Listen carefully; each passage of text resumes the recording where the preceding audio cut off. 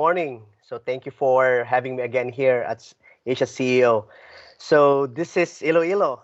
I'm so excited to discuss about Iloilo. I've been to Iloilo many times, Richard, and I believe that Iloilo is one of the cities in the Philippines that's making huge waves.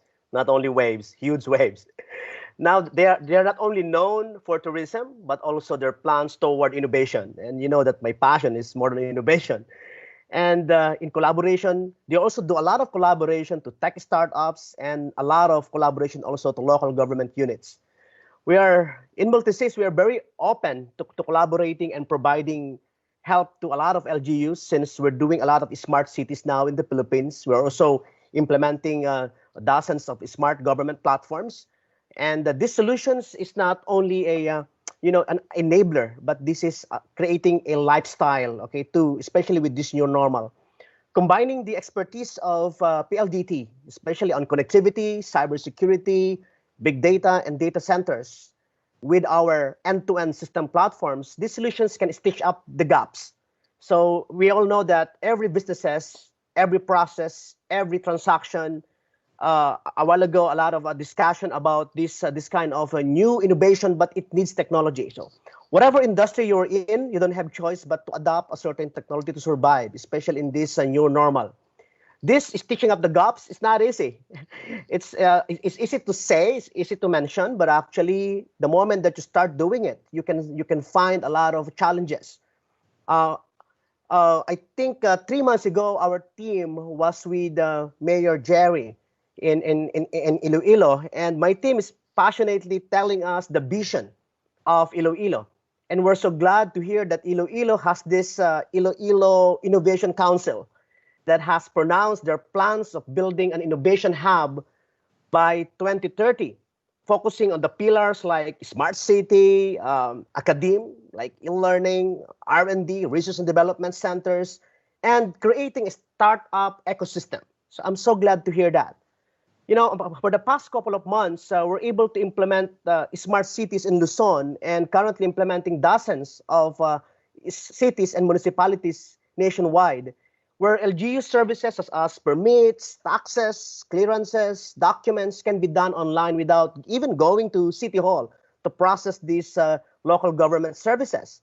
Not only smart cities, but we also focus on helping other 8 industries like hospitality, tourism, banking and finance, utilities, retail, and other industries. Because we all know that without technology, we can still survive, but in terms of like connecting to multiple businesses, you need this so that you can still operate, especially in business perspective.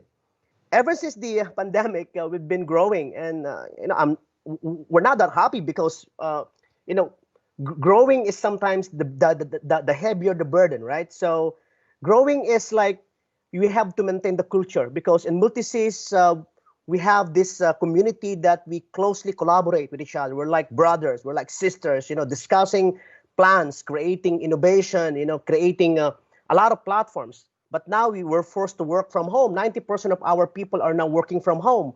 But quite amazing because we have to double our number. The last March, we're able to add the hundreds of employees just to make sure that we can, continue developing and helping our partners.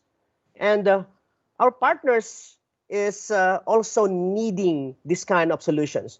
And partnership is our business, so we don't have choice but to lend our strength to our partners. This pandemic, we all know that this pandemic brought anguish, anxieties, and so much stress. Remember, Richard, during our last a forum, you asked me if how could we, if we are stressed. All of us were stressed.